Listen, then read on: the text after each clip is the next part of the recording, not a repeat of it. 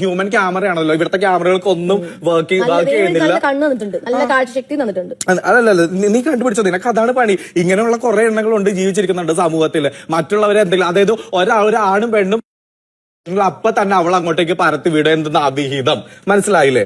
അങ്ങനെയാണെന്നുണ്ടെങ്കിൽ എന്താ? അല്ലല്ല, ഞാനൊരു കാര്യം ചോദിക്കട്ടെ, നീ വേറെ ഒരു സ്ത്രീകളുടെ ബെഡിൽ നീ കിടന്നിട്ടുണ്ടല്ലോ, ശൈത്യം നീ ആയിട്ട് കിടന്നിട്ടുണ്ടല്ലോ, ഞങ്ങൾ എന്തുകൊണ്ട് പറഞ്ഞില്ല നീയും ശൈത്യം തമ്മിൽ അവിഹിതാണെന്ന് പറഞ്ഞില്ല? ബിക്കോസ് വി നോ, മനസ്സിലായില്ലേ? ഒരു സമൂഹത്തില് ഇത്രയും വലിയൊരു സൊസൈറ്റി റെപ്രസെന്റ് ചെയ്യുന്ന ഒരു ഷോയിൽ എന്ത് പറയണം, എവിടെ പറയണം എന്നുള്ള ബോധം എനിക്കുണ്ട്. അതുകൊണ്ട് ഞങ്ങൾക്കൊന്നും തോന്നില്ല. അല്ല, അങ്ങനെയുള്ള കുറച്ച് ദുഷ്ട മനസ്സുള്ളവരുണ്ട്, നിന്നെ പോലുള്ളവരുണ്ട്. അതാ പറഞ്ഞ ഇപ്പോഴും നിന്റെ മൈൻഡ് ആയിട്ടില്ല. നീ പറഞ്ഞില്ലേ നല്ല സ്ത്രീകളൊന്നും ഇങ്ങനത്തെ വായിലൊന്നും വരത്തില്ല, മനസ്സിലായില്ലേ? ആണിനെ കണ്ടിട്ടില്ല, നല്ല പെണ്ണിനെ കണ്ടിട്ടില്ല. പെൺകുട്ടികൾക്ക് മാത്രമുള്ള സാധനം, പെൺകുട്ടികളുടെ മറ്റേത്, മറ്റേ നല്ല ആണുങ്ങളുടെ വേറെ ലക്ഷണം. നല്ല മനുഷ്യൻ എന്ന് പറയാം, അല്ലെങ്കിൽ ചീത്ത മനുഷ്യൻ. അതെ, എത്ര തേർട്ടിയാണത്? അതാ പറഞ്ഞത്, ഷീസ് എ ഡേർട്ടി ഗെയിമർ. അപ്പൊ ഇങ്ങനെയൊക്കെ അനുഭവിക്കേണ്ടി വരും, അനുഭവിച്ചോ?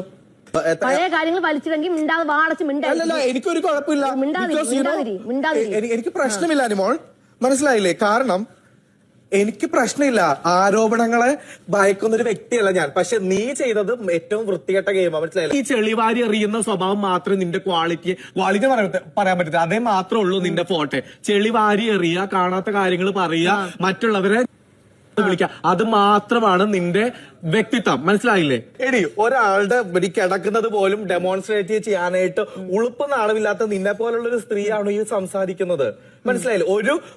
ഒരു പെണ്ണിനെ പറഞ്ഞത് കാണിച്ചു കൊടുക്കാനായിട്ട് അത്രയും വൃത്തികെട്ട രീതിയിൽ പോയ നീയാണോ എന്റെ വ്യക്തിത്വത്തെ ചോദ്യം ചെയ്യാൻ വേണ്ടിട്ട് നിൽക്കുന്നത്, മനസ്സിലായില്ലേ?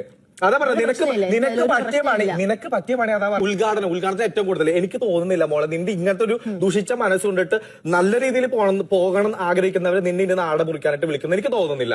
ആദ്യം സ്വന്തം മനസ്സിലുള്ള ചെളിയെടുത്ത് മാറ്റ്, മനസ്സിലായില്ലേ? ഇവിടെ വന്നത് അങ്ങനെയെങ്കിലും ഒരു നല്ലൊരു കാര്യം നിനക്ക് ഉണ്ടാവട്ടെ.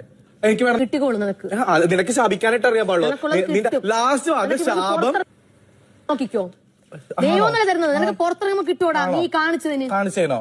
അങ്ങോട്ട് വാങ്ങിച്ചോളാം, ശിരസ വഹിച്ച് വാങ്ങിച്ചോളാം, കേട്ടോ? ധന്യമായിരിക്കുന്നു എന്റെ ജീവിതം. ആദ്യം പോയിട്ട് ടിക്കറ്റ് ഫിനാലിലേക്ക് എന്തെങ്കിലും ഗെയിം കളിക്കാൻ നോക്ക്, കേട്ടോ? അല്ലാണ്ട് അവള് ഈ ആയിട്ട് നടക്കാതെ എനിക്കില്ല. പറയല്ലേ മോനെ, ഞാൻ കഷ്ടപ്പെട്ടതുപോലെ, ഞാൻ ജീവിച്ചു വന്നതുപോലെ നീ വന്നിട്ടില്ല, കേട്ടാ? നീ വന്നിട്ടില്ല, നീ എത്തിയിട്ടില്ല അതിന്, കേട്ടാ? എത്തിയിട്ടില്ല. ഈ അനുമോളെ ഇവിടെ കൊണ്ടുവരണമെങ്കിലേ അത് ഞാൻ അത്രയും കഷ്ടപ്പെട്ടുണ്ട്, എന്റെ ഒരു ഫെയിമാണ്, കേട്ടാ? അത്രയും കഷ്ടപ്പെട്ടുണ്ടാക്കിയത്. അല്ല, നിന്റെ അവിടെ ഇവിടെ കൂടെ റീലും ചെയ്ത് നടക്കണ പോലെ അല്ല. ഞാനിപ്പോ എന്താ പറഞ്ഞത്?